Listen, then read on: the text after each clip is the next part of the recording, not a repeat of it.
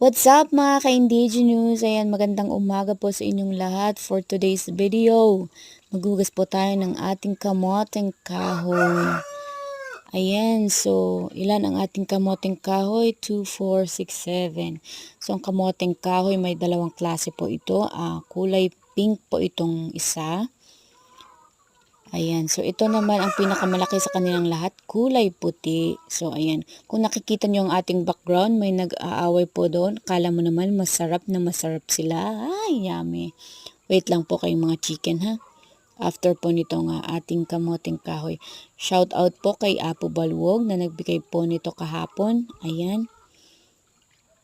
Ayan. So maraming salamat po Apo Balwog. Ayan, so usual ang ginagawa po namin dito ay piniprito po namin at kinakain po. Ginagawang organic snack tuwing hapon.